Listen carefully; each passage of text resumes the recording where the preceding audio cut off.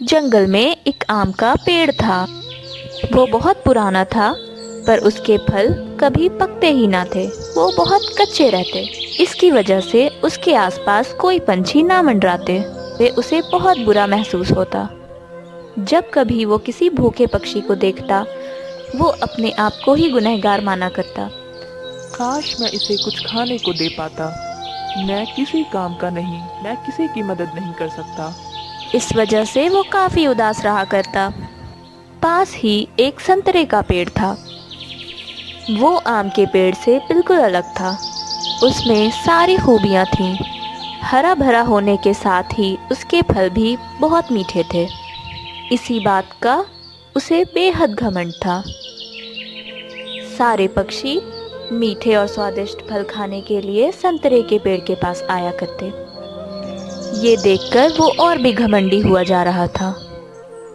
एक दिन एक मुसाफिर चिड़िया उसके तने पे आकर बैठती है। अरे ये कितने स्वादिष्ट दिख रहे हैं। इतने मीठे फल तो ढूंढने पर भी नहीं मिलते हैं। मुझे बहुत थकान महसूस हो रही है और भूख भी लगी है। बहुत स्वादिष्ट फल है। तभी उसकी नजर आम के पेड़ पर पड़ती है।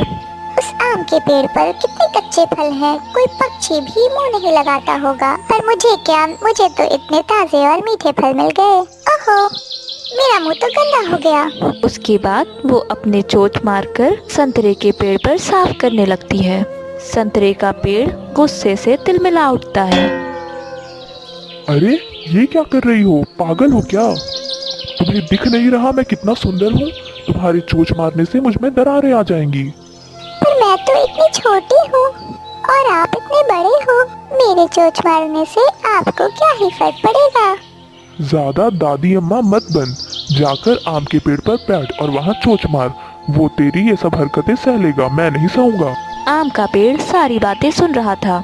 वो कहता है, ये क्या तरीका है बात करने का संतरे का पेड़? वो बेचारी तो बस अपना मुंह ही साफ कर रही थी। वाकई में वो इतनी छोटी है, तुम्हें इससे क्या नुकसान होगा? कोई बात नहीं चिड़िया, तुम आकर मेरे पास बैठ जाओ। ओहो देखो तो, बड़े आए तरफदारी करने वाले। तुम्हें तो कोई मुंह भी नहीं लगाता। बड़े अच्छे बन रहे हो। चिड़िया उड़कर आम के पेड़ के ऊपर जाकर बैठ जाती है। इतना घमंड अच्छा नहीं है संतरे का पेड़। वक्त हमेशा एक सा नहीं होता। हो सकता है तेरे फल झड़ जाएं, और ये भी हो सकता है कि आंधी के साथ तेरे सारे पत्ते झड़ जाएं। फिर तू क्या करेगा? अरे चल चल, ये सब मुझे मत सिखा। मेरी सुंदरता कभी कम नहीं होगी। तू भले ही जैसा का तैसा रह जाएगा। चल हट। इसी तरह संतरे का पेड़ आम के पेड़ को ताने मारा करता। तुम खुद तो ऐसे रह गए।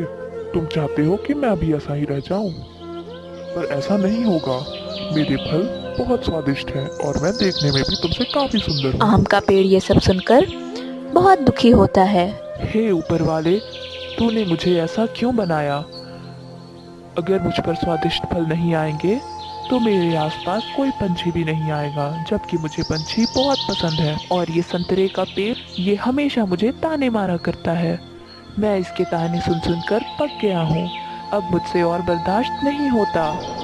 तभी बहुत जोर की हवा चलती है और संतरे का पेड़ के सारे फल गिर जाते हैं और साथ ही साथ उसकी टहनियाँ भी टूट जाती हैं और उसका तना वो एक तरफ होकर रह जाता है। ये क्या हो गया? मेरी खूबसूरती, मेरे फल, मेरे शाखें सब कहाँ है? मैं मर रहा हूँ, मुझे बचाओ आम का पेड़। आम का पेड़ ये सब देख रहा था। वो कुछ ना कर सकता था, पर उसे बहुत बुरा महसूस हो रहा था। उसने कहा, मैंने तुम्हें पहले भी मना किया था, इतना घमंड अच्छा नहीं होता। ऊपर वाला सब देख रहा है। अगर उसने किसी को खूबसूरती दी है तो उसे उसकी कदर करनी चाहिए, ना कि घमंड करना चाहिए। मैं मानता हूँ मैं खूबसूरत नहीं हूँ, लेकिन मैं किसी को इतना परेशान नहीं कर सकता, क्योंकि इसमें उनकी कोई गलती नहीं है। वो कैसे दिखते हैं कैसे नहीं, या वो क्या कर सकते हैं, किसी की काबिलियत पे हमें कोई सवाल नहीं उठाने चाहिए। और अब मैं तुम्हारे लिए कुछ कर भी नहीं सकता। संतरे का पेड़ कहता है, मुझे माफ कर दो आम का पेड़। मुझसे बहुत बड़ी गलती हो गई। मैं इतना अहंकारी हो गया कि मुझे उसमें किसी का दुख नजर नहीं आया। वाकई में ये सारी चीजें तो कुदरत की देन है। मुझे घमंड नहीं करना चाहिए था।